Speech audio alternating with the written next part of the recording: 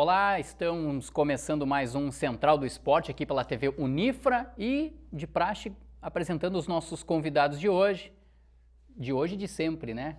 José Quintana Júnior, tudo bom, Quintana? Tudo bem, Jareta? Tudo certo. Professor Gilson Piber, tudo bom, professor? Tudo bem, Rogério. Vamos repercutir hoje dupla Rional, dupla Grenal, temos canoagem, temos futsal, enfim, temos muitas atrações para você que acompanha nosso programa aqui no canal 15 da NET. E vamos já fazendo o aquecimento aí, vamos abrindo já de dupla Rional, pode ser? Vamos embora. Então vamos lá.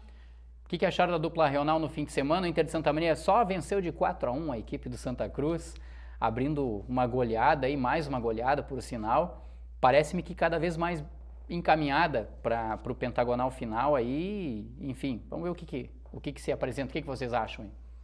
Olha, Rogério, Quintana, telespectadores, o Inter de Santa Maria teve um bom desempenho no primeiro tempo, né? Uma atuação de gala, tocando a bola, envolvendo o adversário, um time compacto, com 21 minutos já vencia por 3-0, né? Com muita autoridade, e se fosse 4, 5, 6 não seria demais, né? No segundo tempo, estamos com os gols agora, né? Esse é o do Diego Zapata, 1-0. Foi o destaque do time colorado, viu? Foi muito bem o Diego Zapata, jogou mais do que o Maico Sapucaia, né? Mas é uma dupla de meias bem interessante.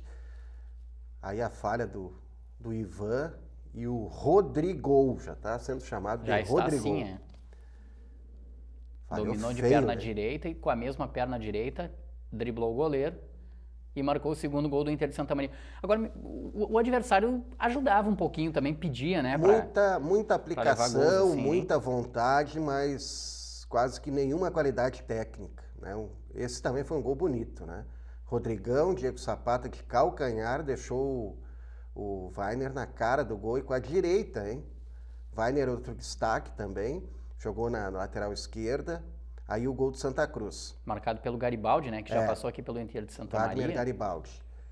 E a partir daí o Santa Cruz foi mais um abafa, né? Desorganizado. E o Inter SM administrou a vantagem, mas mal, né? Mal no segundo tempo. E aí quando a fase não é boa, né, professor Gilson Quintana? Olha só, até o Fábio Alemão chutando meio que torto, meio que... Desviou no Wagner Garibaldi. Dá até para daqui a pouco desconfiar, essa bola ia para fora, hein? Essa bola ia para fora. A bola desviou no Wagner Garibaldi e entrou. O Inter foi jogar no segundo tempo aos 40 minutos, né? Mas é 3-1 é um placar perigoso, né? O Santa Cruz faz o segundo, entra no jogo definitivamente. O Inter, a produção caiu muito. O técnico Ricardo Attolini até destacou esse aspecto que o time relaxou no segundo tempo. E se pega um adversário mais qualificado, a coisa complica, né? Fica mais complicado. Eu acho que isso que o professor Gilson colocou é bastante interessante. Primeiro tempo, irreparável, irretocável. Se fosse 5, 6, não teria problema. E entra naquela questão que a gente cobra dos times da dupla Rional, que é a regularidade. Pegou um time mais fraco jogando em casa, tem que fazer os 3 pontos, em primeiro lugar, né? Mas o que preocupa é essa apatia no segundo tempo, principalmente aquela bola do gol do Santa Cruz. Porque a gente sabe que na divisão de acesso a bola parada muitas vezes decide jogos, né? E é um cruzamento praticamente frontal, na meia esquerda de ataque, e tu repara que toda a defesa do Inter está marcando a bola. Tanto que quando há um desvio na bola... Todo mundo se perde na jogada. O jogador do Santa Cruz está totalmente livre, ele cabeceia na pequena área, totalmente livre. Ou seja, ninguém estava esperando aquela quebra. Inclusive esse lance de novo, ó. A bola desvia na barreira... Exato, ó. E ele trai todo mundo, Ele né? está na pequena área livre, ó. Bateu no Maico Sapucaia. Ou seja, porque a defesa do Internacional está marcando a bola. Isso consiste num erro grave de marcação de posicionamento da defesa. Ontem era o Santa Cruz, o resultado já estava 3-0, ok. Mas numa partida subsequente, num momento mais decisivo, esse tipo de postagem da defesa, o sistema de marcação, principalmente na bola parada, tem que ser um pouquinho mais organizado, porque isso pode depois trazer problemas para o Internacional, né? Claro que eu não quero tirar o mérito da vitória do Inter de Santa Maria, mas eu acho que há de se ressaltar uma situação também bastante emocional que vivia o Ricardo Attolini, por exemplo, ontem, e que exemplo de profissionalismo que ele deu, né? Ele perdeu o pai dele faleceu no sábado, inclusive a direção do Inter de Santa Maria liberou ele, olha, fique totalmente à vontade para vir ou não, né? Fique à vontade. E não, ele quis se fazer presente, ele esteve ontem lá e aí o time, enfim, faz essa exibição, né, de vencer de 4-1. Agora, isso me chamou muito a atenção, sabe? A presença do Ricardo Atualini ali. Olha que se acontecesse comigo, eu não sei se eu teria a mesma reação, viu? Isso me lembra o Goico.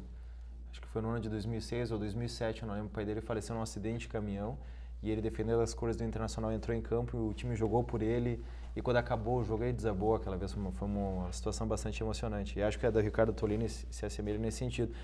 Agora, o que eu acho que é importante frisar nessa situação do Inter, me parece daqui a pouco que a gente está cobrando, ou triste, ou insatisfeito com a vitória de 4-1. Não é isso, né? Muito pelo Porque contrário. a gente não quer iludir o telespectador e o torcedor, né? Quem olha o placar 4-1, né, acho que foi um passeio. No primeiro tempo, superioridade total do Inter SM, né, amassou o Santa Cruz, depenou o Galo, né, de Santa Cruz. Mas no segundo tempo o time caiu muito, relaxou na marcação. Não teria sido então justamente, professor Gilson, justamente pelo placar que lhe era amplamente favorável? Não pode, você tem que continuar marcando forte, tudo bem explorando o contra-ataque, mas não pode dar a bola para o adversário, né? Mesmo o adversário sem muita qualidade técnica, mas, né, na vontade, no chutão para a área. O Santa Cruz esteve mais perto de fazer o segundo gol do que o Inter de chegar ao quarto. Isso que o senhor disse, não só para ilustrar o que o senhor está falando. Esse ano aconteceu no Campeonato Gaúcho da primeira divisão, acho que foi a partida de estreia do Internacional contra o São José de Porto Alegre, jogando em casa. O Internacional vencia por 3-0. O São José fez um gol, o Inter fez o 4-1, relaxou de tal forma que o São José, no Beira-Rio, buscou o empate. Ou seja, aquela situação que está controlado o jogo, começa a tocar a bola de lado, começa a cadenciar o jogo demais e tu motiva o adversário ao fazer um gol. O adversário faz o primeiro, faz o segundo, ele vai para abafa, balão na área, aquela situação que a gente já está acostumado. E quando vê a partida que estava controlada, tu começa a perder o controle e pode se tornar um resultado negativo. É muito perigoso esse tipo de performance, de procedimento num placar assim. O ideal é cozinhar o jogo, administrar no campo adversário. Mas com posse de bola. Posse de bola tocando no ataque adversário. Impondo o jogo. Não trazendo o adversário para o seu campo. Isso é perigoso, né? É um caminho a ser percorrido. Agora, a vitória é incontestável. 4-1, vitória justa. E fica a lição, né, para o Inter SM administrar o resultado, mas, né, com posse de bola, deixando o tempo passar e não dando essa posse de bola para o adversário. Né, o próprio técnico Ricardo Atualini disse que o Inter, se tivesse um adversário de mais qualidade, né, a situação poderia ter sido diferente, serve de alerta. Né? Também notei muita discussão entre os jogadores assim dentro do campo. Né? O primeiro tempo sem chuva, o segundo tempo foi com chuva, naturalmente tem uma preservação dos jogadores, né? Um lance mais ríspido pode acarretar numa lesão. E o time somou os 3 pontos, né? Fez a lição de casa, ganhou os 3 jogos no Presidente Vargas, né? Está com 11 pontos, né? Uma pontuação boa e vai adiante, mas tem que aprender a jogar também no segundo tempo. Até pela fragilidade do adversário, né, que surpreende. Tudo indica que teremos clássico de Santa Cruz no ano que vem na divisão de acesso, né? O Avenida deve cair na primeira divisão. Deve não, já caiu. A Avenida já caiu. Caiu, então, informação completa, né, Gereta? Então, o Avenida já caiu, Santa Cruz com a performance que ele tem até agora, nenhuma vitória na competição, apenas 2 pontos. Provavelmente também não vai conseguir. 2 times que subiram, né? Já estão rebaixados, né? O Avenida e o União Frederiquense. Né? Assunto para daqui a pouquinho, quando a gente falar da dupla Grenal. Quero aproveitar agora e puxar o assunto do Rio Grandense. Podemos dar uma olhadinha no gol do Rio Grandense? Podemos, e antes eu vou te dizer uma coisa. Semana passada, o Gereta disse assim, mestre, partida contra o Rio Grande, que está mal na competição, tem que conseguir os 3 pontos lá. E o professor Gilson e eu engrossando o couro disse, olha, jogo perigoso, não é bem assim. O Rio Grandense está no divã, né? Que era o jogo do desespero. E aí que a gente fala da regularidade. Parece chatice isso, né? Parece Nós somos um ponto fora de casa. Um único ponto. Isso faz diferença. Fora de casa tem que confirmar. Às vezes é preferível pelo menos garantir um pontinho do que se atirar. Não estou dizendo que é o caso. Mas e acho que a forma que é isso que nós vamos mostrar agora, a forma com que veio essa derrota, ela é um pouquinho mais... Por isso que eu sustento a minha opinião da semana passada. Né? Por isso que eu sustento a minha opinião da semana passada. Vamos dar uma olhadinha no gol do Rio Grande, no gol do Rio Grande, marcado pelo Ednei. Olha lá, ó, a bola foi para a área e o goleiro Thales, que substituiu o Feijão, E ele ainda sai xingando ainda, né? Ele, na minha opinião, ele falhou no lance, e eu acho que a imagem fica muito clara nisso. E isso que ele tinha defendido um pênalti, né? Claro, Exatamente. que assim- Minutos antes ele havia defendido um pênalti. Até eu aproveito, inclusive, para agradecer as imagens do pessoal do Jornal Agora, lá com de Rio certeza. Grande, né? Posso tentar justificar o injustificável? Talvez aquele zagueiro, tem um replay agora, acredito eu. Ó, esse zagueiro que pula e não alcança É a o bola, Dudu Lima. ele atrapalha o goleiro. É É um o Dudu atacante, Lima. né? Porque Pois então, ele, de certa forma, encobre a visão do goleiro. Quando ele não alcança a bola está em cima e aí a questão do reflexo. Não é uma bola que está vindo diretamente, ele tenta encaixar, ó, o zagueiro tenta cabecear. Mas o goleiro tem que tirar a bola. Eu acho que Quem tem sabe que- ele Não, poderia pô. dar uma manchete, né? Exato, não era a bola talvez para encaixar. Ele tem que dar um jeito. E ela cai com uma velocidade rápida. Na verdade, ele calculou errado a bola, né? Ele achou que a bola vinha, quando ele viu a bola desceu, só que estava em cima dele. Ele calculou errado o tempo de bola. Vida de goleiro é dura, né? Falhou, é gol. Mas eu sustento a opinião de que eu acho que o Rio Grandense deveria ter vencido, porque assim o Rio Grande não havia vencido ninguém ainda, né? Foi a primeira vitória, inclusive os jornais de Rio Grande exaltam muito isso, primeira vitória do Rio Grande, tá? O jogo foi no Aldo da Puso, né? Foi a 4 pontos. Exato. E eu acho que o Rio Grandense perdeu uma grande oportunidade de ter marcado ponto fora de casa, até porque o Rio Grande fez exatamente isso no jogo. Conseguiu esse lance, teve um pênalti já e desperdiçaram um pouco antes, e teve esse lance que foi muito mais falha do Rio Grandense do que propriamente mérito do Rio Grande, sabe? Mas tu vê... Daí eu acho que o Rio Grandense poderia ter trazido um resultado Mas tu melhor. vê, a gente não conseguiu a imagem, mas tem uma defesa, o goleiro do Rio Grandense que falhou nesse gol, defendeu um pênalti. Exato. Ou seja, houve a pressão do Rio Grande. Do céu a 2-3 minutos antes ao inferno, né? Teve bola na trave também. Ou seja, o Rio Grande, o Rio Grandense não foi só esse lance, não é um lance isolado, essa falha do goleiro. Mas assim, ó, o pior de tudo desse resultado não é nem o fato da derrota ou o Rio Grandense não ter conseguido obter um resultado melhor fora de casa, mas trazer o Rio Grande para a disputa. Menos mal que nós teremos o segundo turno, né? E o jogo da volta é aqui em Santa Maria, né? O Rio Grandense vai receber Sim. o Rio Grande, mas o Rio Grande foi ressuscitado. Né? Exato. Foi a 4 pontos, 3 pontos de diferença para o Rio Grandense. deixou a lanterna, né? Deixou a lanterna e respira no campeonato. Pois é, e dia 5, domingo agora, a gente tem a Páscoa, mas a gente tem Clássico Regional no Estádio dos Eucaliptos. Eu arrisco dizer, e acho até que, claro, diante dos argumentos, diante dos fatos que a gente viu até agora na divisão de acesso, nem é tão difícil afirmar isso que eu vou afirmar. Para mim, o Inter de Santa Maria é o favorito. Não só pelo placar lá do primeiro turno, mas também pela campanha, aliás, não só pelo placar na goleada de estreia, né? Mas também pela trajetória que o Inter de Santa Maria vem colocando agora. Embora o jogo seja nos Eucaliptos, o Rio Grandense tenha um costume daqui a pouco maior com o gramado, mas penso eu que, não sei se é a opinião dos meus colegas aqui, que o Inter de Santa Maria chega como favorito para o Clássico Regional. E se o Rio Grandense não vencer esse clássico, eu acho também que a situação do Rio Grandense complica bastante, principalmente se perder. Se perder complica bastante porque parece-me que primeiro vai ter que ser resgatada a motivação para todo o segundo turno e aí depois pensar em alguma coisa diferente para o restante da competição. Eu acrescento 2 pontos, Rogério. 2 pontos aí nesse jogo. O Rio Grandense precisa da reabilitação. Né? Perder para o Rio Grande, além do resultado negativo, é um resultado que, você perdeu para até então lanterna do campeonato. Parece que eles rodaram uma fita lá com o Rogério Jareta dizendo que a obrigação era do Rio Grandense no vestiário ganhar lá, isso motivou os jogadores do Rio Grande. Segundo ingrediente, a derrota no Rio-Nau, 3-0.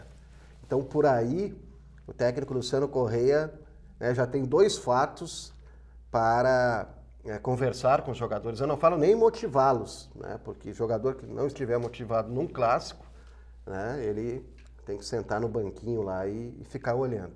Agora, o Inter SM chega melhor. É uma equipe mais compactada, é uma equipe que vem de resultados positivos, né? Tem apenas uma derrota, né? Uma derrota para o Guarani de Venâncio. Né? E o Rio Grandense já acumula 3 derrotas, né? Fora de casa, mas o Rio Grandense tem que superar aí no divã essa situação de ir viajar, né? De atuar como visitante e não somar pontos. Haverá outros 5 jogos ao longo do segundo turno depois do Regional. Mas vocês acham que é o Clássico Regional que daqui a pouco vai decidir o futuro, digamos assim, do Rio Grandense? Se o Rio Grandense perde o Clássico Regional, praticamente está dando adeus a uma classificação?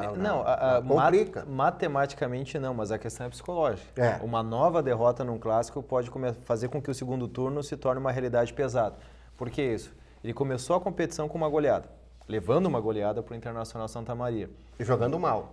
Aliás, praticamente não jogando nada.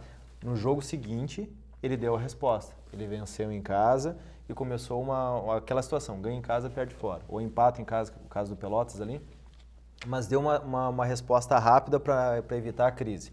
Só que agora já acabou o primeiro turno, o time já está entrosado, o time já mostrou pelo menos em casa o que pode dar de resposta. Uma derrota em casa, no começo do segundo turno, pode gerar um clima de pressão, daqui a pouco para cima do treinador, uma desconfiança muito grande por parte da torcida. Então, uma série de problemas, e se o Rio Grande vem a vencer no fim de semana, o Rio Grande empata com o Rio Grandense. Então, já começa uma pressão ainda maior. Agora, apesar que o Rio Grande pega o Pelotas, né, na boca do lobo. É um clássico da Zona Sul, vamos dizer assim, né? Mas o Pelotas é interessante, né? Ele não vem desempenhando um grande futebol, mas ele segue invicto na competição, né? É o único invicto. Agora, em relação ao clássico ainda, eu não sei se o Internacional... Na chave B.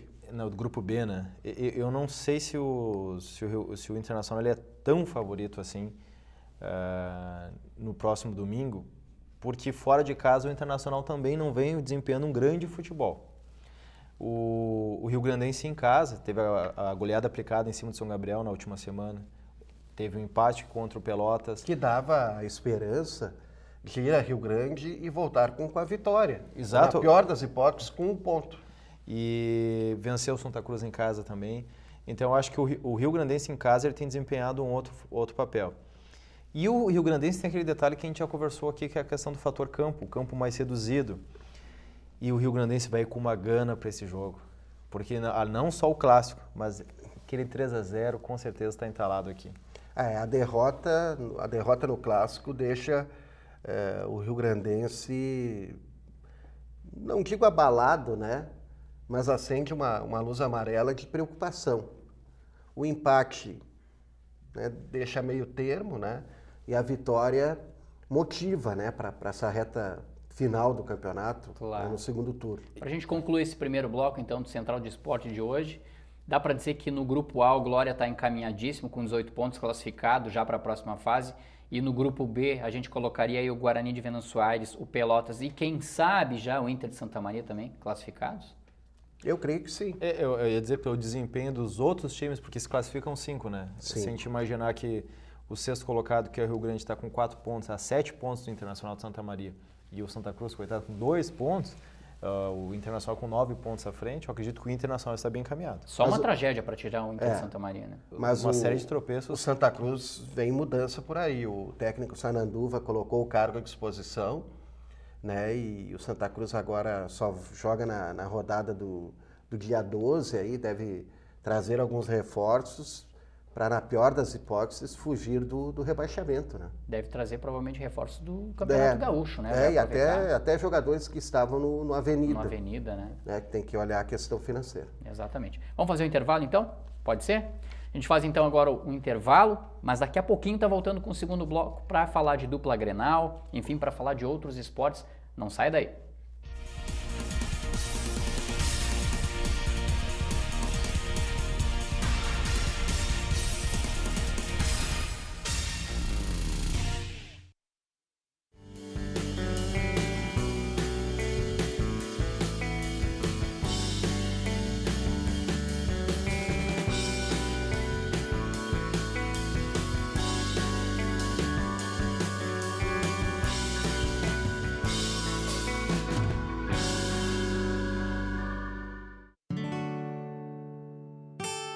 O vento mudou de direção no Lar Acalanto.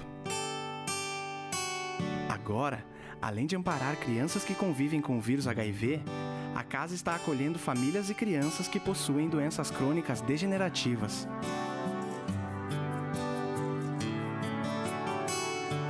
Venha trazer novos ares ao Lar Acalanto.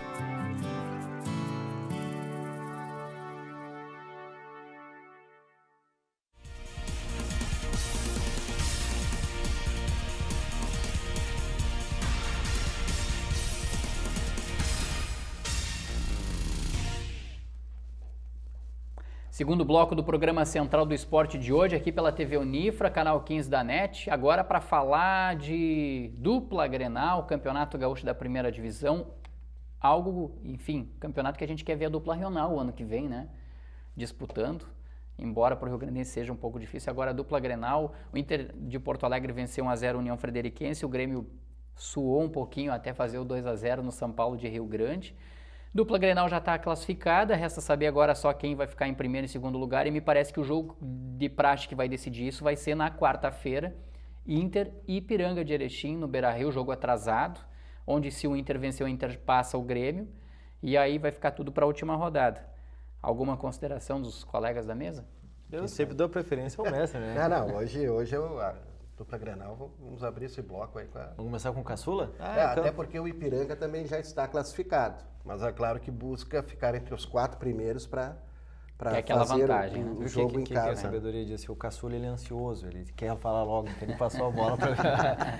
Não, eu penso que são momentos distintos, e Campeonato Gaúcho ele é difícil de servir de parâmetro para as verdadeiras aspirações da dupla Grenal.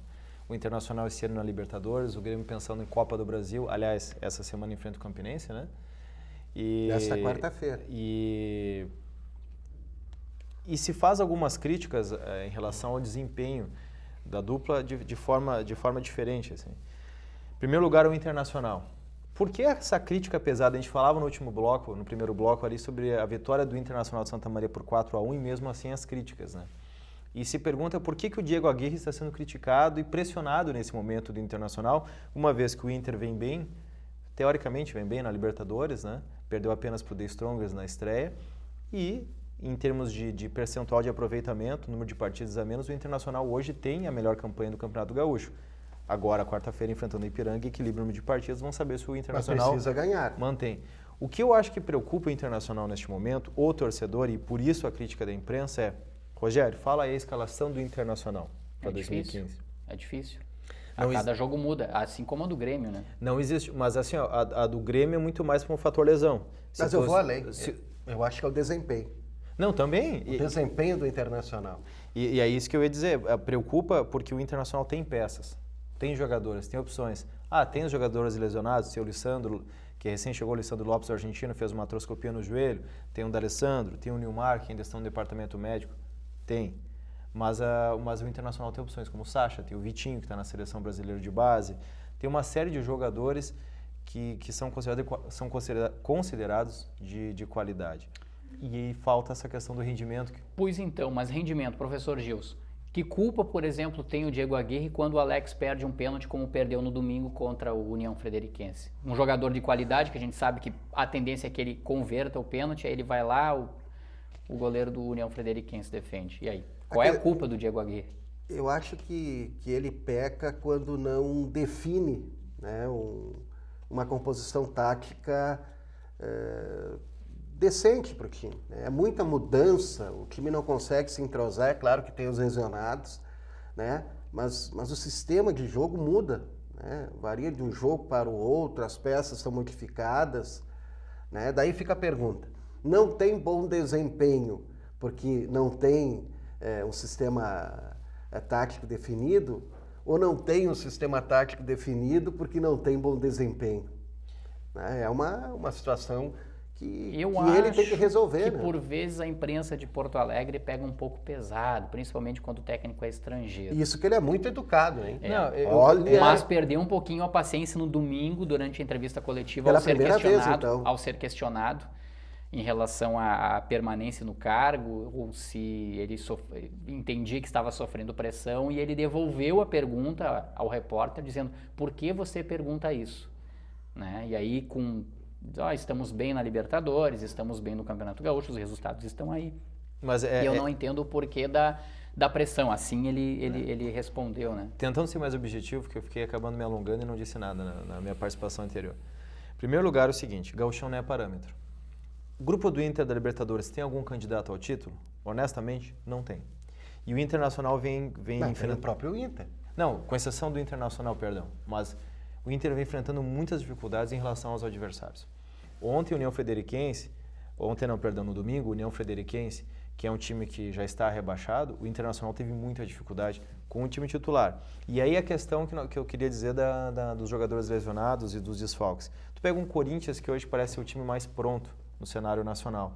Independente de jogar o Danilo, de jogar o Renato Augusto, de jogar o Wagner Love ou o Guerreiro, mantém o padrão de jogo. Era onde eu queria chegar. Ou seja, desempenho e composição tática. Exato, padrão. Independente das peças. Então, acho que essa pressão, eu não sei, eu tenho uma certa crítica em relação à performance da imprensa porto-alegrense, além de ser bairrista, ela é um pouco extremista, mas nesse caso eu acho que há um pouco de coerência, porque o Internacional não enfrentou ainda nenhum adversário de grande porte para preparar para um título da Libertadores, e o Internacional ainda não fez nenhuma partida que tu sinta confiança no Internacional. Então, o Diego Aguirre, ele está repetindo a situação do Wagner Mancini em 2008, né, professor? Que tem os resultados, as vitórias, o Wagner Mancini foi demitido invicto do Grêmio, né? É verdade. Mas o desempenho preocupa, justamente porque o Internacional fez um grande investimento para essa temporada e se esperava uma performance melhor nesse momento. O Inter leva muito gol. Leva muito gol. Sim. Né? Mas na Libertadores, claro, não se chegou até as semifinais ainda, mas me lembra também do que fizeram com o Fossati também.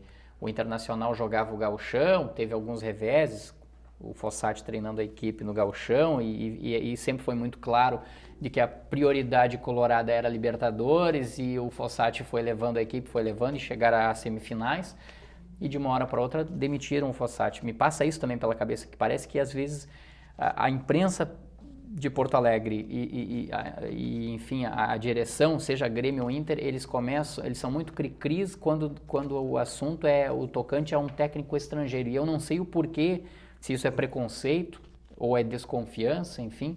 Mas me parece, em relação ao Diego Aguirre, os resultados estão aí. O time não está jogando bem, é verdade, mas os resultados estão aí. Acho que ainda é preciso dar um pouco mais de tempo ao tempo para o Diego Aguirre juntar as peças e daqui a pouco ter um esquema de jogo, enfim, definir uma escalação. Não, é que a gente não sabe, bastidores é complicado, mas daqui a pouco você trabalha com o nome, por exemplo, o Mano Menezes no bastidor, que a gente não sabe, porque está no mercado e faz mais apreço ou está mais dentro dos padrões que a direção gostaria. Então, sabe, o Mano Menezes está no mercado, antes que seja contratado por alguém, se demitiu agora tem uma opção, que é aquela coisa que a gente vê durante o ano. Se demitiu o treinador, quem vem no lugar? Às vezes não tem esse plano B. E acaba não se demitindo, se fica até refém da situação. Nesse momento ainda dá para mexer. Porque se tu parar para pensar, se não houver um contentamento com este momento, a hora de mudar é agora. Enquanto está na fase do gauchão, que ainda não é o mata-mata, e enquanto o Internacional ainda está na fase de classificação da Libertadores. Tu mexer na hora que vai ter uma decisão, umas oitavas de final, será que vai ser o momento correto? Porque aquela vez o Inter demitiu o Fossati, tendo todo o intervalo da Copa do Mundo, né? O Internacional trouxe Celso Roth com tempo para trabalhar o grupo, para trabalhar o time, para ir enfrentar o São Paulo na semifinal. Nesse momento agora, qual vai ser a válvula de escape? Tem a Copa América, mas o Inter vai chegar até lá em condições de ganhar a Libertadores ainda, jogando o que está jogando? Acho que essa que é a grande preocupação. Em relação ao Grêmio, se a gente parar para pensar, por que as críticas ao Grêmio não têm o mesmo tom? Porque a gente sabe que o Grêmio chegou aonde ele pode chegar. Ele também tem dificuldades no gauchão, mas o Grêmio esse ano, apesar de estar com alguns reforços, ter qualificado o elenco, honestamente, fora a Copa do Brasil, que é mata-mata, é jogo cai lá mesmo, enfrentando um Corinthians que é superior, pode ganhar, pode se classificar pela questão da característica do mata-mata, o Grêmio não aspira um título do Campeonato Brasileiro. Dificilmente o Grêmio vai brigar por uma vaga de Libertadores, porque a gente sabe que o Grêmio está mais limitado esse ano por toda a questão financeira. Então a crítica ao Grêmio é muito menor, porque a expectativa em cima do Grêmio para 2015 é menor, pelo menos meu ponto de vista é esse. Não existe uma crítica maior em cima do Grêmio, com as dificuldades que ele apresentou contra o São Paulo de Rio Grande, porque o time do Grêmio é esse. Não vai mudar muito, vai jogar nesse padrãozinho mais fechadinho. Aliás, até o Felipão tem jogado mais faceiro do que a gente está acostumado, né? Jogando com dois volantes, Ramiro e Maicon, que nenhum é de guardar posição. Isso até, de certa forma, é surpreendente, né? Eu acho que o filme Fossati pode se repetir, né? Vai depender muito da campanha no Inter, né, nessa reta final do gauchão. Fala-se já em talvez mudança após o jogo do Inter no Chile, né? Eu acho que o jogo contra a Laú é um jogo importante, porque o Internacional já pode garantir a classificação, né? Então é um ponto a favor do Diego Aguirre, mas ao mesmo tempo né, o Inter empatando ou perdendo com desempenho ruim, essa mudança pode ser feita porque tem o jogo decisivo contra o The Strongs, e vamos combinar que é um milagre, né? Seria um milagre a equipe boliviana vir aqui no Beira-Rio e tirar o Internacional. Então tem esse momento, né? E o Grêmio vai depender da Copa do Brasil também, né? Pega o Campinense, que foi eliminado da Copa do Nordeste pelo Bahia, mas é o título que o Grêmio pode ganhar, no mata-mata que o Filipão é expert. Você acha que o Grêmio tem a obrigação de na quarta-feira, vencer o Campinense por 2-0 e evitar o jogo de volta?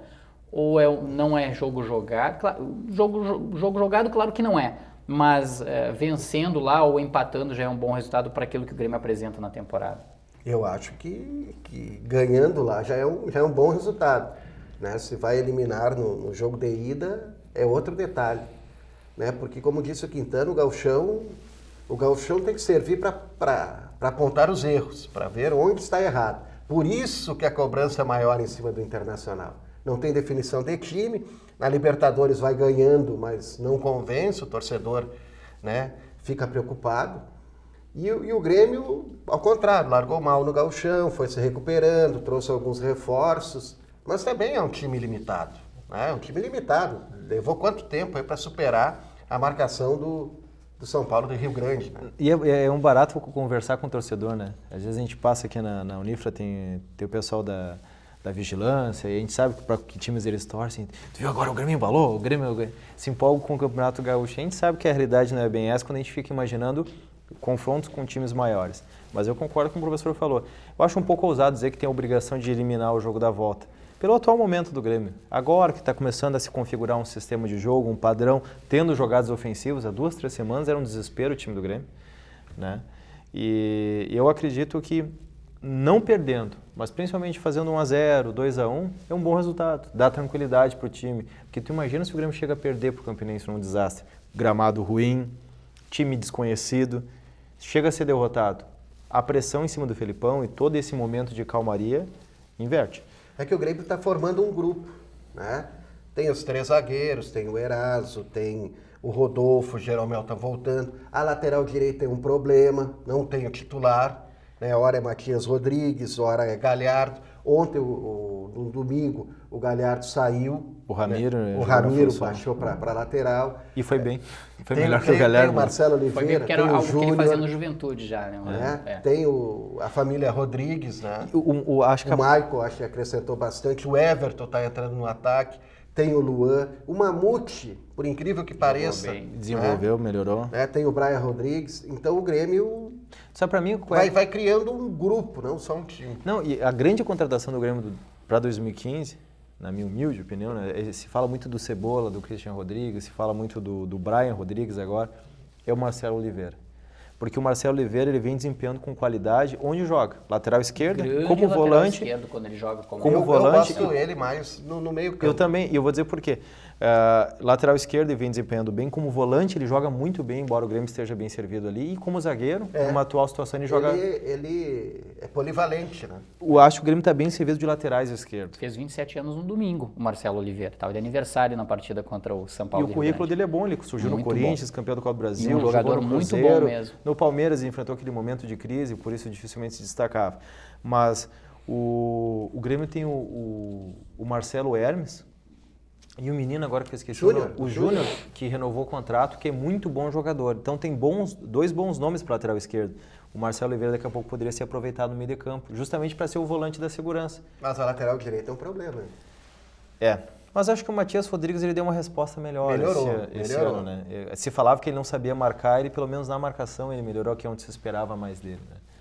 Mas ainda é cedo, é Campeonato Gaúcho, vamos voltar àquela frase inicial. Alguns chamam de engana-bobo. Eu acho que ainda é um pouquinho cedo para se iludir. Só acho que o Internacional, se realmente sonha com o título Libertadores pelos investimentos que fez, precisa melhorar urgentemente. Pós-jogo do Grêmio na Copa do Brasil na quarta-feira, pós-jogo do Inter com o Ipiranga na quarta-feira pelo Gauchão. No fim de semana a gente tem São José e Grêmio, pela última rodada do Campeonato Gaúcho, e o Inter vai receber o Passo Fundo no Beira-Rio. Vocês já mais ou menos tem uma ideia assim dos confrontos das quartas de final do Gauchão, aí me parece que o Grêmio estaria pegando o Juventude nesse momento, pela situação. É que essa última rodada aí vai estabelecer, tem gente muito próxima na Tá tabela. muito embolado ali Bem aquela embolado, zona. né? A última rodada vai decidir tudo. Agora, eu acho que de tudo, o mais surpreendente de tudo no Campeonato Gaúcho esse ano é a iminência, é o provável rebaixamento do Caxias. Em algum momento vocês chegaram a imaginar isso, o Caxias, o último campeão gaúcho do interior, ou seja, lá em 2000, como rebaixado à divisão de acesso? O problema de cair é voltar agora. Porque o ano que vem segue a fórmula de divisão de acesso. Uma vaga somente. Só sobe um time. E aí né? eu aproveito para dizer também que me parece que perde a graça a divisão de acesso ano que vem. Dificilmente eu acho que o outro time vai tirar essa vaga do Caxias. Posso estar enganado. Eu diria para ti o seguinte, não é tão fácil assim, porque diminui os recursos. Por exemplo, hoje, não sei se ainda segue sendo 1 milhão por time. A cota de televisão cai pela metade. Mas a cota de televisão ela é igual para todos os clubes, né? Se bem que o Caxias tem um pay-per-view, né? Não sei se mantém na divisão de acesso. Se for o antepenúltimo, ainda recebe uma cota maior. Uma grana, né, boa para... E então o Caxias vai trabalhar com uma verba menor. E será que o Caxias está acostumado a fazer esse malabarismo? Até porque o Caxias... vai disputar a Série C ainda do Brasileiro. Série C do Brasileiro, né? Entende? Então daqui a pouco um time da Série C vai ter que ser mais reforçado, almejando uma classificação para a Série B, investe, aí vira o ano, tem que jogar uma divisão de acesso. A folha salarial vai estar beirando a R$1 milhão para jogar o Brasileiro Série C, vem para o Gauchão, tem que diminuir para 500 mil. Eu não queria estar na pele do Nelson Heck lá, o presidente, porque deve ser um momento assim completamente turbulento e exatamente sem saber. Reforça para a Série C ou guarda os recursos porque o ano que vem tem que disputar a divisão de acesso para tentar urgentemente voltar para o Gauchão. Mas claro, o Caxias tem 2 rodadas ainda, enfim, tem mais uma rodada, a gente não sabe, né? Mas ao que tudo indica pelos resultados, pelos prognósticos, é uma situação de volta muito difícil para o Caxias. E o complicado é que a última rodada é contra o Novo Hamburgo, né? Que ainda luta por classificação, né? E aí remonta toda uma história recente aí de rivalidade entre as duas equipes, né? De querer ser terceira, quarta, quinta força do Campeonato Gaúcho. Tem aquela decisão também que o Caxias venceu eles em 2011 no primeiro turno, sendo campeão da Taça Piratini no primeiro turno. Caxias e Novo Hamburgo têm uma rivalidade, pelo menos nesses últimos anos, muitas vezes até tão forte quanto Caxias e Juventude, né? E Novo Hamburgo tem uma qualidade muito forte no elenco, né? Não vem tão bem quanto o investimento que eles se propuseram para essa temporada, mas tem jogadores experientes e jogadores com qualidade no grupo. Domingo veremos. É verdade. Sobre a queda do União Frederiquense do Avenida, nada de surpresa, né? Me parece que não. O União Frederiquense veio, na verdade, figurar para conhecer como é a primeira divisão do Campeonato Gaúcho. Não vou dizer que, assim, tenha sido surpresa mesmo disso, porque, na minha opinião, eu acho que foi natural a queda. O Avenida até que poderia apresentar algo de diferente, né? Mas é quando esbarra naquilo que o Quintana falava, dessa questão de recurso, aí a porca torce o rabo, como diz o ditado. O histórico do Avenida tem sido esse, né? O Avenida Sobe sobe primeira divisão, cai. Ou sobe, fica 2 anos e cai. E o União Frederiquense era muito difícil permanecer, né? A estrutura, enfim, é um clube que está se reestruturando. Tem, inclusive, a previsão de reformar o Vermelhão da Colina e construir lá um estádio para até 12 mil, com até 12 mil lugares, tudo, né? E isso até final de 2017 é a previsão, mas vejo muita dificuldade para se manter nessa primeira divisão nesse ano e talvez até para voltar em 2016. Vamos fazer o intervalo de novo? Vamos lá. Tu comanda. 1 minutinho de intervalo então e a gente volta daqui a pouquinho para falar aí de canoagem, tem também o futsal e futebol americano. Não saia daí, a gente volta já.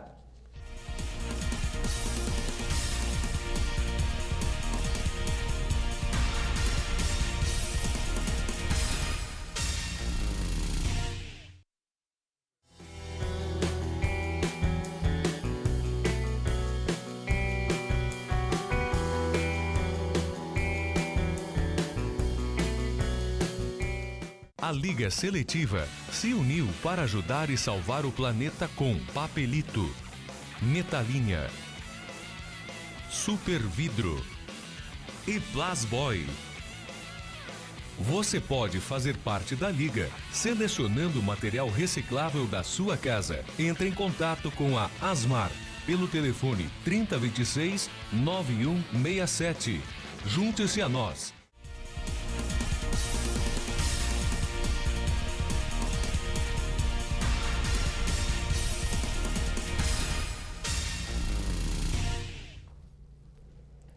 Terceiro e último bloco do Central do Esporte aqui pela TV Unifra. José Quintana Júnior, nosso convidado, o professor Gilson Piber também. E agora para falar de esportes aí que Santa Maria vem se destacando. A Associação Santamariense de Esportes Náuticos fez muito bonito lá nos testes, né? Para a Seleção Brasileira de Canoagem e Velocidade, como sempre, de praxe, os irmãos Gilvan e Givago Ribeiro, nas primeiras colocações, garantindo bons índices e permanecem na equipe da Seleção Brasileira de Canoagem. O Givago conseguiu retornar para a seleção? Está entre os integrantes lá. É que a gente fica na torcida porque há alguns anos o Gilvan vem conseguindo o acesso e o Givago, por alguns momentos, ele acaba ficando fora, né? A expectativa era justamente essa, que o Gilvan, até pelo treinamento que ele vem tendo junto à seleção, confirmasse essa participação, e a torcida era que o Givago também conseguisse um índice para chegar à seleção brasileira. Eu acho legal, né? O Givago aí retornando, né? Com bom tempo. O Gilvan, né? Que nós conversamos na semana passada, ele está num processo de preparação, né? Também conseguindo um bom tempo. E é treino, né? Olha, muita gente comentou comigo a entrevista do Gilvan Ribeiro, os detalhes, né, da preparação. Não é fácil, minha gente. Não é fácil esse trabalho de treinamento, enfim, a questão psicológica, o vai e volta, as competições que tem um caráter quase que eliminatório para você buscar índice, e os irmãos Ribeiro estão E até pela posição da canoagem, de não ser um esporte, digamos assim, que recebe, né, o apoio maciço de empresários, enfim, de patrocinadores, de tudo mais. E a visibilidade, né? A visibilidade. Eu acho que com certeza a dificuldade torna-se ainda maior, né? Mas o Gilvan e o Givago não é surpresa. Mas a gente tem aí o nome da Adriele Stefani, que é atleta da Sena. Exatamente. Né? E que é uma menina que foi muito bom, foi muito bem, aliás, nesses testes de controles nacionais, e fica a expectativa para saber, né, se ela vai integrar a seleção brasileira ou não. E o que é mais importante é a revelação de novos, né? Novos talentos. Aí a Sena vem fazendo esse trabalho, então o Gilvan e o Givago, né, eles não ficam apenas pensando, né, na sua condição, eles vão fazendo esse trabalho aqui em Santa Maria e vão proporcionando, né, que novos atletas atinjam também um patamar de excelência, né, para integrar a seleção brasileira. Na verdade, a Adriele, ela vai representar, pela categoria júnior, ela vai representar sim o Brasil no Sul-Americano do Equador, ou seja, é mais um talento pintando aí. E isso é bastante interessante, que, como a gente falou no programa passado, o Gilvan ele vem treinando com a seleção brasileira, ou seja, tem acompanhamento, tem toda uma meta a ser alcançada. E os atletas aqui de Santa Maria, como é o caso do Gilvan, eles treinam por conta, né? Ou seja, eles têm que manter uma disciplina diária de treinamentos, de alimentação, tem que se cuidar, sem ter esse compromisso de ter alguém na volta, ou seja, um compromisso pessoal, um compromisso individual para conseguir esses índices e buscar essa vaga na seleção brasileira.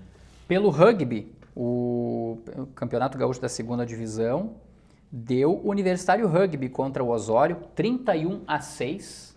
A gurizada do rugby ali cada vez mais firme e forte, né? Disputando o Campeonato Gaúcho da 2ª Divisão, buscando um lugar ao sol. E o técnico da equipe do Universitário Rugby, o Brian Bax. Tá bom. Nome estrangeiro aí o cara já tem, né? Tem o Brian Rodrigues e o Brian Bax. B-A-C-K-E-S. Bax. E o pessoal recuperou, né?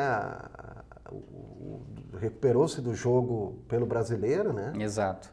E fez um bom papel na competição aí gaúcha. Próximo jogo é contra o Valkyrians, aqui em Santa Maria, já pela 3ª rodada, no dia 11 de abril. A gurizada do rugby é interessante, é mais ou menos parecido com o do futebol americano, no sentido de de autossustentação do sonho, né?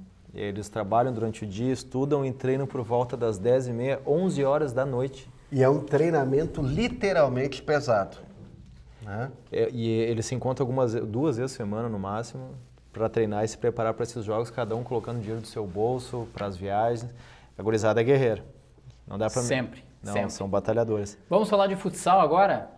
Futsal, nós temos umas notícias muito boas aí, está definido já os jogos do representante santamarense na série bronze, e inclusive nós temos até na tela para mostrar para o pessoal de casa os jogos aí, ó, do União Independente, que vai estrear dia 2 de maio contra o Palmeira Futsal lá em Palmeira das Missões. E É sempre legal, né, ver o futsal de Santa Maria em destaque, né, na série bronze, e o Palmeira Futsal volta, né?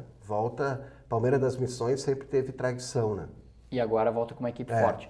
E olha lá, e a estreia do União Independente em Santa Maria é contra o Horizontina, dia 9 de maio. O telespectador que está acompanhando a tabela em casa, de repente olha lá no dia 13 de junho, vê União Independente e a CBF, professor Gilson Piber. Essa CBF é de Cerro Branco. Não se engane, é a Associação Cerro Branco de Futsal e não a Associação Carlos Barbosa de Futsal. Mas vai firme e forte a União aí, professor, para buscar uma vaga na Série Prata, né? E é uma equipe que disputou ano passado, se mantém na competição este ano, com alguns reforços, e isso é importante, né? O América vai investir apenas nas categorias de base, é o América que também disputou a Série Bronze no ano passado, e o União Independente fica como único representante da cidade. Coloca de novo a tabela aí, Robson. O Robson Brilhante vai colocar de novo a tabela para nós ali, ó. Tu vê, tem algumas municípios pequenos. Eu ia dizer 2 situações curiosas da tabela. Em primeiro lugar, que o União ele vai ter que ir a Salto Jacuí, né? E aí o pessoal do União que tiver alguma dúvida sobre ponto turístico, sobre alimentação, o Rogério Gerês, professor Gilson Piber aqui, eles têm todas as informações onde comer um prato tradicional do Salto do Jacuí. Ó, o time de Chapada ali. Eu acho Jataquá. Lá em Chapada, eu conheço Chapada. Viu? Lugar bonito. Eu também conheço lá. Colonização alemã. Tenho parentes lá, minha mãe nasceu lá. Como é que é a pronúncia do time? Jataquá. Lá tinha o... lá tinha o pé no chão. Pé no chão, Jataquá? Jataquá. Ali parece outra coisa, parece Jaquetá que vá. Vamos lá. Coloca pra nós de novo lá, Robson. Dia 30 tem mais, Jaquetá que vá. Jaquetá que vá, isso aí, Jaquetá de Chapada que vá, tinha o Russo Preto, de nome Toque, olha, era um timaço dirigido pelo Clair Halbert, né? Tinha Chicão, Claudinho, Gelson, Tete e Ardo. Era um timaço, né? A equipe do Russo Preto, de nome Toque, olha, figurou por muito tempo na... Fazia frente ao Enxuta, Inter, né? A CBF, enfim, a Enxuta também.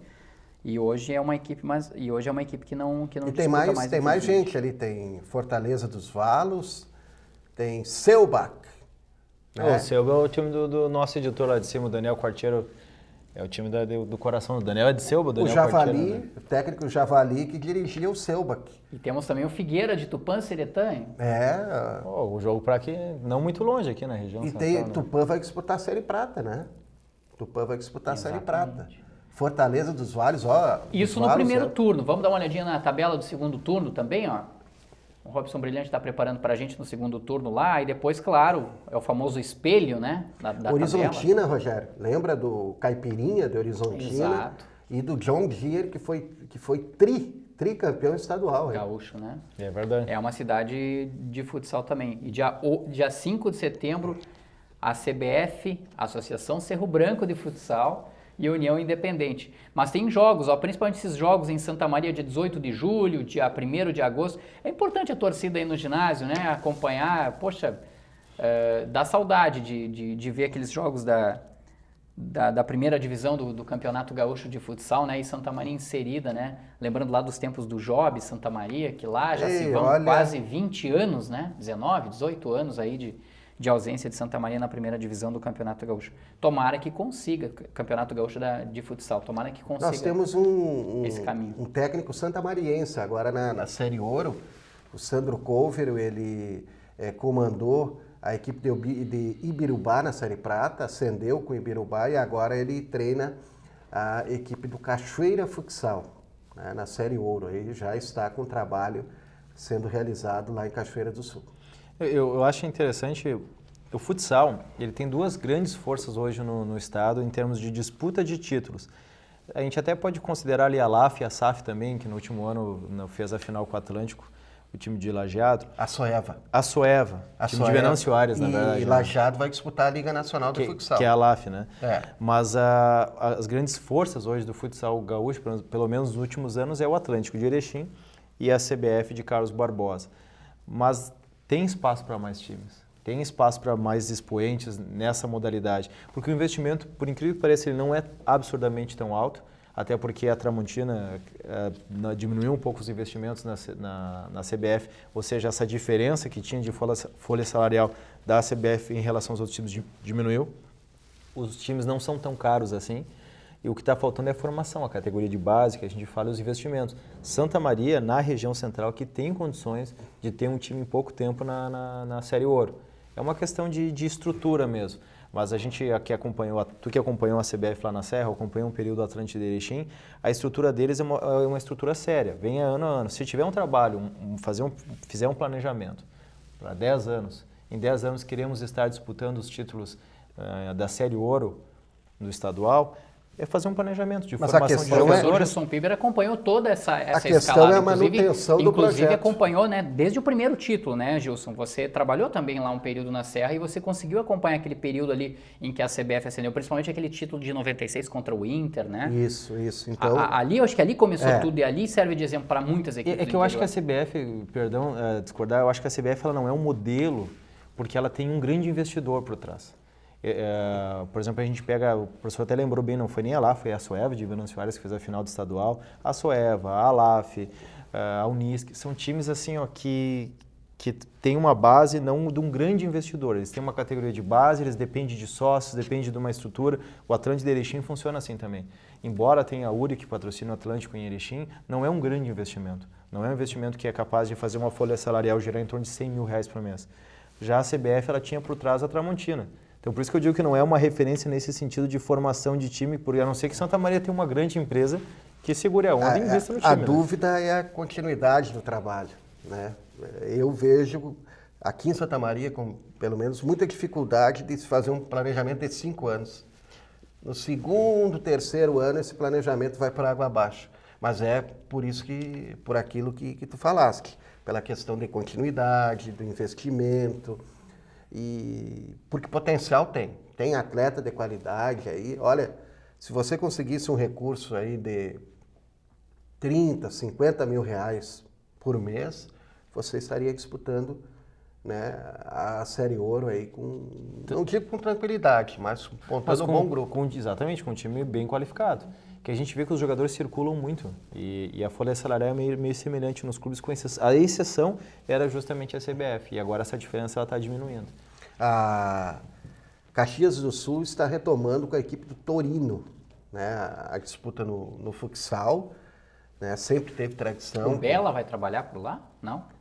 Ele tem várias propostas, né, O Bela trabalhou no Juventude, né, o Juventude também está na Série Prata.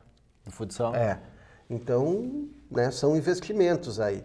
Agora, hoje, assim, a CBF faz um trabalho de renovação, né? Tá pegando jogadores novatos aí que se destacaram, né? Para trabalhar sob o comando do Marquinhos Xavier. Aquele timaço de contratar estrela, aquele tempo, ao menos esse ano, né, caiu por terra. Ano que vem, né, Rogério, 40 anos. 40 anos da CBF, a promessa aí de ter um timaço aí e buscar títulos de maior grandeza. Mas desde o ano passado e esse, o cofre, né? Deu uma enxugada. A chave do cofre lá deu... Tá escondido. Planejamento, né? Ou seja, está se planejando. E a CBF, nisso a CBF está na frente de todos os outros clubes, os demais do estado. Formação de jogador. Eles têm categorias de base desde as idades iniciais ali, e jogadores tem futsal feminino. E jogadores de altíssimo nível nas categorias de base. Ou seja, jogador para grupo eles formam. E jogadores muitas vezes que não servem para eles vêm compor time no interior. E hoje é a grande força da CBF essa formação de atletas. E a nossa realidade aqui, né? O Rio Grandense nas categorias de base, o América também nas categorias de base e União Independente agora que contratou jogadores também. Então, vem mais reforçado, não é iniciante na Série Bronze, né? Então se espera que tenha uma campanha melhor, né? Indo adiante nas etapas da competição. Não, se for um planejamento levado a sério, com certeza vai ter o incentivo à formação de jogadores. Quando tu sabe que pode chegar no futebol profissional na própria cidade, vai se tornar uma cultura que hoje não existe ainda em Santa Maria, embora existam esses trabalhos já de categoria de base, vai se tornar algo cultural. Não só né? para o futebol, mas para outros esportes também. E aí eu lembro, por exemplo, todos, o basquete lá com o Catila, né, no Corinthians, que faz um trabalho muito bom. Olha, o Catila, ele merece uma estátua lá na entrada do Corinthians, né? O Catila que veio de Santana do Livramento, pelo trabalho Ricardo que Leal. faz. Tem também O Capino, o Handebol. os irmãos Lovato, né? No basquete lá, o Catila vai formando também mão de obra para a comissão técnica, né? O Pietro Lovato é um exemplo. Tem o professor Fernandes, O Jorge Fernandes Capino. Não, isso que eu ia dizer, tem alguns handebol, guerreiros né? né, de Santa Maria, né? E tem também a própria AVF, né? O Do Jean-Pierre, vôlei, né? com o Jean-Pierre. Então, olha o potencial de modalidades, né? Que Santa Maria tem, que disputa. Mas assim, eu sempre brinco com essas pessoas assim que, pô, mas o cabelinho tá branco, né? Daí, o teu também, né? Mas é preocupação. E eles, da mesma forma, de buscar o recurso, de gerenciar o projeto, não é fácil. Olha, eles fazem um trabalho louvável, assim, por essa questão de, sei lá, o esporte, ele deveria ser visto com mais prioridade. As empresas, os investidores, né, poderiam apostar mais no esporte. Esses são trabalhos de décadas, né? O Capio, por exemplo, eu citei ele porque desde os anos 90 ele vem trabalhando no handebol Santa Maria, categorias de base, ele chegou a treinar a Ubra, treinou o time na universidade, manda jogadores para a seleção brasileira, ou seja, ele tem um trabalho de categoria de base também com o handebol adulto há muitos anos em Santa Maria. E o reconhecimento que precisaria, o apoio, o suporte, muitas vezes falta, né? Tá certo. Agradecer então José Quintana Júnior, também o professor Gilson Piber pela participação em mais uma edição do programa Central do Esporte. Vamos também escalar nossa equipe aqui na direção de imagens, o Robson Brilhante, nas câmeras aqui, né? Eles não aparecem, mas são eles que nos mostram para o pessoal de casa, o Manuel Vicente e também o Márcio Santos. E eu deixo então um grande abraço para vocês aí, agradecemos a todos também que estavam acompanhando a gente. Semana que vem, terça-feira, já sabe, tem sempre o Central do Esporte para o pessoal acompanhar no canal 15 da NET. Agradecer ao pessoal que não cedeu as imagens dos gols, né? O pessoal lá de Rio Grande. Eu acho que a gente ficou devendo futebol americano, que a gente anunciou para o terceiro bloco, será que não? Não. Ou a gente confundiu com o rugby? Pode ter sido. Pode ter sido? Então Pode tá. ter sido. Mas eu queria agradecer mais uma vez a presença agradecer por estar presente ao lado de vocês aqui, que são as referências. E agradecer essa equipe por trás das câmeras aqui, que nos ajuda a manter o Central do Esporte e todo o restante da TV Unifra, né? Grande abraço. Eu queria deixar uma feliz Páscoa aí para todos os nossos telespectadores, né, os nossos colegas aí da Unifra, em especial aqui da TV Unifra, né? Muita paz aí, mais uma Páscoa, né? Eu acho que a Páscoa ela representa, né, o ressurgimento, né, o recomeço, enfim, e a vida da gente, né, é um eterno recomeçar, né, diariamente, e estar com todos vocês é uma satisfação. Beleza, voltamos na próxima terça-feira então com o programa Central do Esporte aqui pelo canal 15 da NET, pela TV Unifra. Um grande abraço a todos e uma feliz Páscoa para você também. Tchau!